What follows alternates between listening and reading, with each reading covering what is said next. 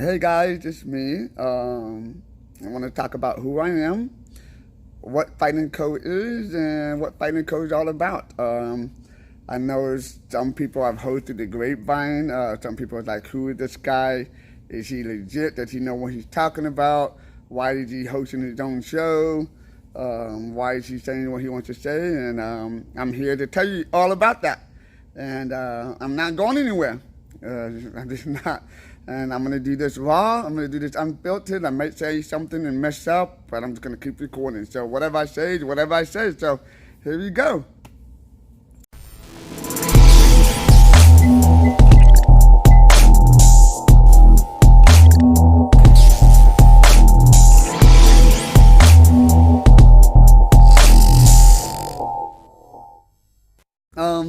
My name is Joseph. I'm 34 years old, and I know some people are wondering why sometimes I sound like a mumble rapper. That's because I have hearing loss. Actually, if you want to go more into terms about it, if you look at the chart, I believe it's hearing loss, and then it's hard of hearing, then severe hearing loss, and then profound hearing loss. I have profound hearing loss.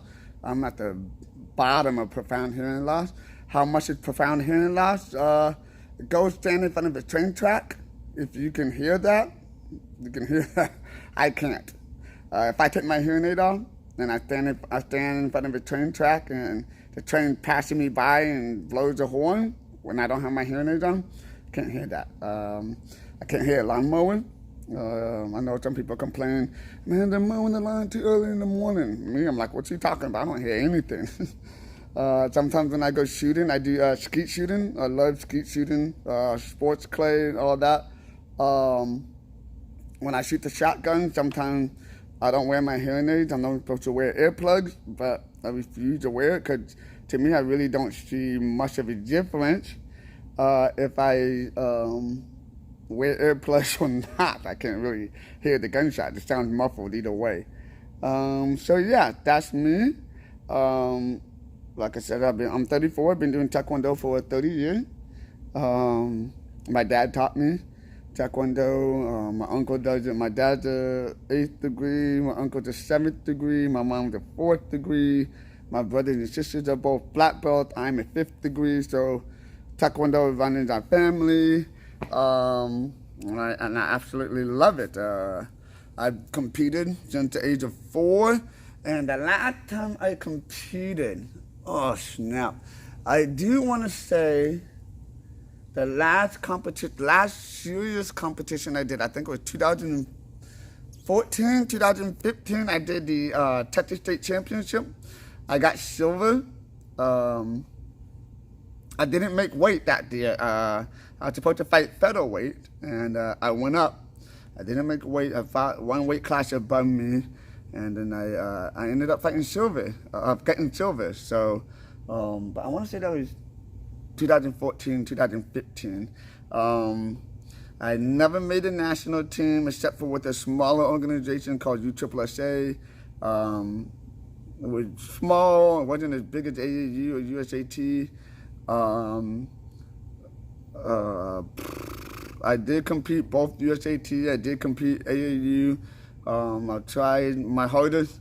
But at that time, when I really found out more about competing, I was actually teaching classes. So this is how my schedule actually went. I actually taught classes Monday through Thursday.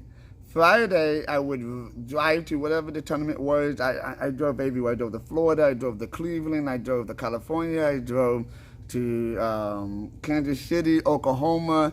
I did as many tournaments I could.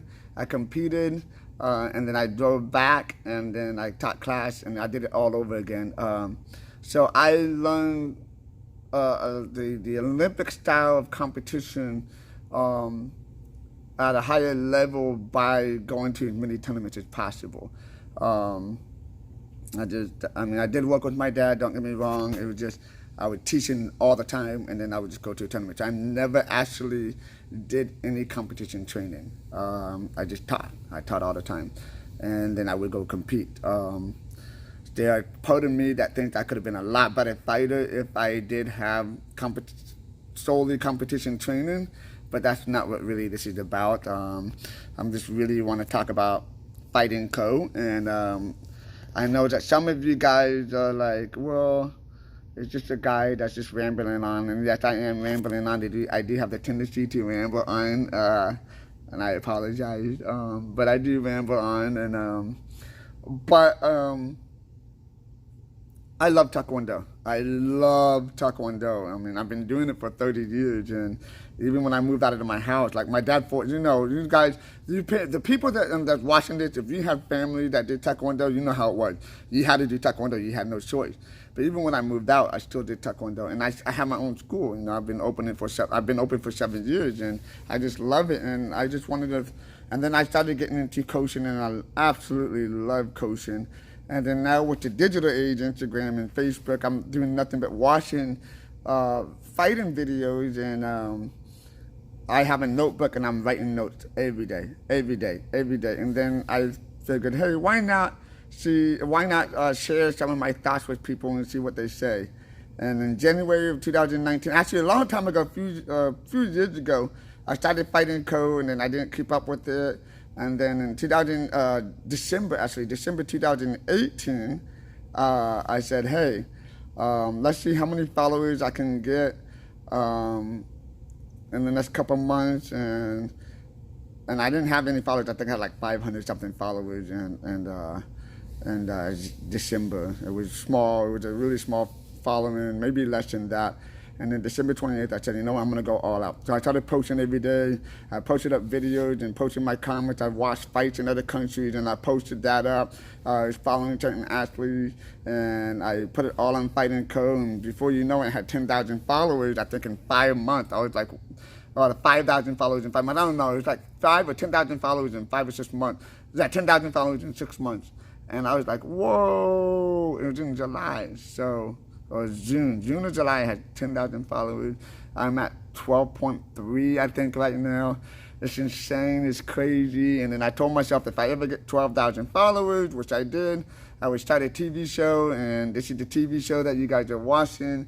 And I would just express my mind. And one thing I'm gonna do is I'm gonna push people's button, I'm gonna push the envelope.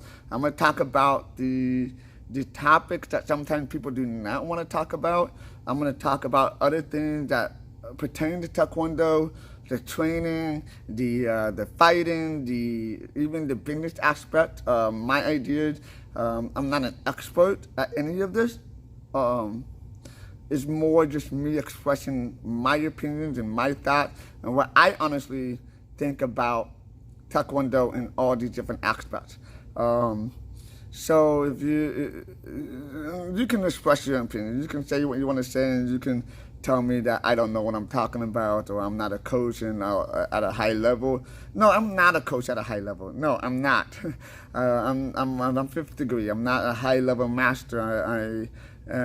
No, I was not on the national team, so I'm not a high level competitor. But what I am is I'm observant. I'm an observant person. That's what I am. I observe things, and that's one thing that deaf people do. I don't know if you notice about deaf people, but we tend to stare a lot. And the reason why is because y'all done this before. You know how when you go to a restaurant and you're sitting down and you hear people talking to the table to the next to you or the table in front of you, and you kind of stop talking because you want to hear what they're saying.